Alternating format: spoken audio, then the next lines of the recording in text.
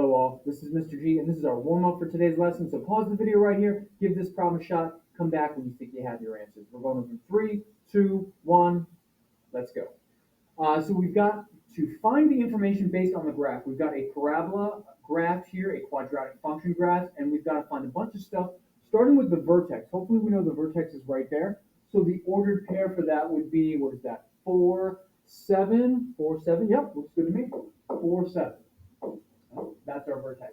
Now the axis of symmetry, we remember, hopefully, that the axis of symmetry goes through the vertex. So that's the axis of symmetry, so it's just x equals 4, not just 4. If you put 4, that's not a correct answer because 4 is a number, but x equals 4 is the line, the axis of symmetry. So make sure you have that x equals there in your answer. And if you don't, put it in there now.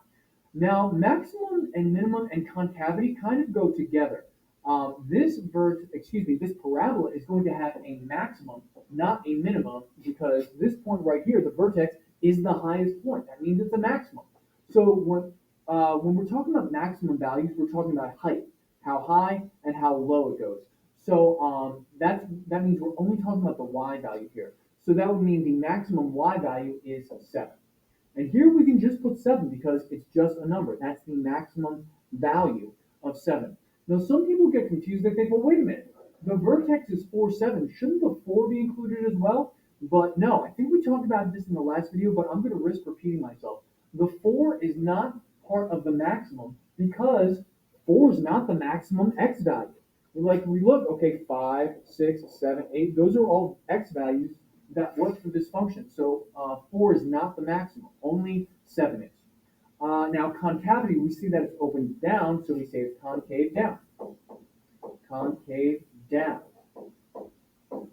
Now we've got DNR, which stands for domain and range. The domain of any quadratic is all reals. All reals.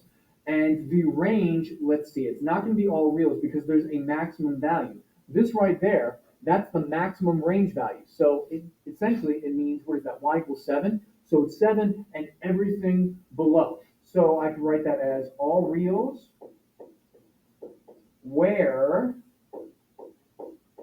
y is less than or equal to 7. All reals where y is less than or equal to 7. Now, if you wanted to write the domain and range in set notation, you could do that as well. Let me draw a line here to sort of separate those answers.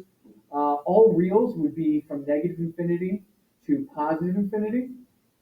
And all reals where y is less than or equal to 7 would be from negative infinity to 7, and 7 is inclusive. Essentially, that bracket is the same thing as the or equal to. You don't have to put it in set notation, but I just want to have those answers for you as well. So you can write it 2 different ways. So there we go. We found all that information just based on the graph we were given.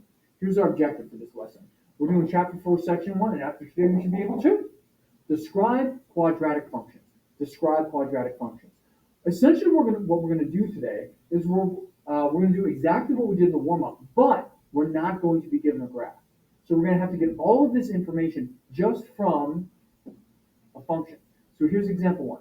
It says find the information for the function f of x equals negative 0.02 times x minus 2.8 squared plus 5.7. So since we don't have to graph these, it's sort of, how do I want to say this? Let's say it this way. If we had to graph this, then this function would be an absolute nightmare. I mean, there's decimals all over the place. The a value is negative 0.02. I don't want to graph any of that, but we don't have to. All we need to do is find all the information. We're still going to use our vertex form. So it's a times x minus h squared. Let's make that a little easier to read so they're separate. X minus h squared plus k. So we just have to look and find the information. The vertex, hopefully we know how to do, that's just hk. So that's going to be a positive 2.8 and a 5.7. Remember, when we're finding our h value, whatever's inside the parentheses, we change the sign when we take it out. It looks like a negative 2.8. We take it out as a positive 2.8. And the k value stays the same. We don't have to change the sign for that.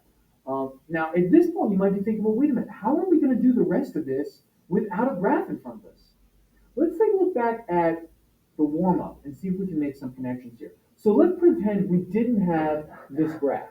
Let's pretend that graph was not there. All we had was this vertex of 4, 7. All right. How could we have gotten the axis of symmetry? Well, it's just x equals 4, and we see a 4 right there. The axis of symmetry is always going through the vertex, so it will have the same x value. So this this axis of symmetry, it's not an extra amount of symmetries, this axis of symmetry is going to be x equal, we just look at our vertex. The vertex has an x value of 2.8, so that means the axis of symmetry is x equals 2.8. Now, max and min concavity, they really go together. So let's jump back here. The maximum or minimum, this was a maximum, and it was 7. And if we look, we see, oh, that's the same thing as the 7 right there. It's the same thing as the y value in our vertex.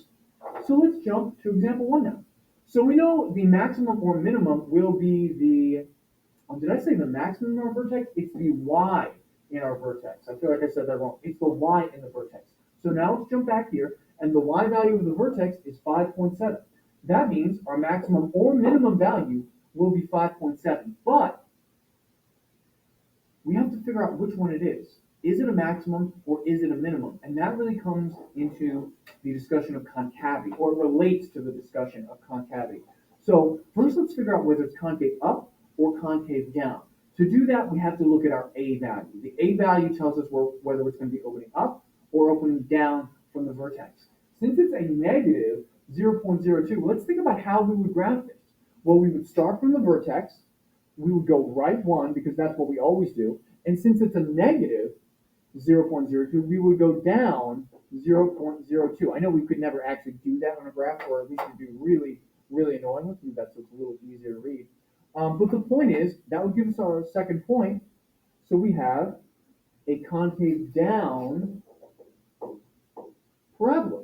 The parabola is concave down because the A value was negative. A nice easy way to remember that, whenever I see the A value, think, okay, if the A value is positive, we think smiley face. If the A value is negative, we think frowny face. I realize that's really stupid, but it helps me remember, and it keeps me from making a little mistake. So I don't care if it's stupid if it helps me remember. Where was I? So we know it's concave down. Now we have to go back here to figure out whether the 5.7 is a maximum value or a minimum value. Remember, the maximum or the minimum is always the vertex. Hopefully you can see by the picture, oh, that's the highest point, so that is a maximum value. Now, domain and range. The domain for any quadratic is always all real numbers, all reals, and if we want to put that in set notation, that's from negative infinity to positive infinity. Either one is fine, you don't have to write both. Then the range values, let's draw a line to keep these nice and separate. The range values, since it's a maximum, it's going to be everything less than our maximum value. So it's going to be all reals, where y is less than or equal to, move my face out of the way, less than or equal to, what was the maximum value? 5.7. And if you want to write that in set notation, we can just in green, just a color code, that would be from negative infinity to 5.7, and the 5.7 is included because it's or equal to. So there we go. We got all this information from the function without even having to graph it. So that makes things a lot easier. And this is a skill that's going to be really important as we move forward. You want to be able to look at a function and figure out, okay, what type of graph is this going to look like? Maybe you won't know exactly what the graph is going to look like, but you should know, okay, is it concave up? Is it concave down? Where about will the vertex be? You know, what's the domain? What's the range? You want to be able to figure that stuff out without always having to go through the trouble of graphing. Here's example 2, and this is actually going to be our last one for the video, so I want you to pause this one right here, give this problem your best shot, and then come back when you have your answers. 3, 2, 1, let's go. The vertex, that's hk, so that's negative 452 and positive 187, changing the sign of what it looks like h is. The axis of symmetry, that's always x equals whatever the x value of the vertex is, so that's negative 452. The maximum or minimum value is always going to be the y value of the vertex, so it's going to be 187. And to figure out whether it's a maximum or minimum, we need to worry about whether it's concave up or concave down. The sign of the a value tells us that. Since a is positive, we think positive, that means it's a smiley face, so that means it's concave up, which puts the vertex down here, which means it's a minimum. Last two to go, domain and range. Domain, we know for any quadratic is always all reals. Now, not any function, just any quadratic. Now, in set notation, that's negative infinity to positive infinity. And I really want to emphasize that point. Eventually, we will see functions, and we actually already have seen some functions where the domain was not all reals. But if we're talking about quadratic functions, it's always all reals. The range is not, however. Since this is a minimum, this has not it is a minimum. Since it has a minimum, that means the range will be all reals where y is greater than or equal to 187. Since 187 is the minimum, it's going to be 187 and above. And in set notation, that would be, let's see, starting at 187 inclusive, going to positive infinity. I don't care which way you write it, either like sort of written out in sentence form or in set notation. It doesn't matter to me because they mean exactly the same thing. All right, hopefully you got that correct on your own. If not, just go back and check your work, see where you went wrong. Here's our homework for tonight. It's page 199, numbers 26 through 28. So get those three problems done. Hopefully this all made sense. If you have any questions, by all means, let me know. Enjoy the rest of your day.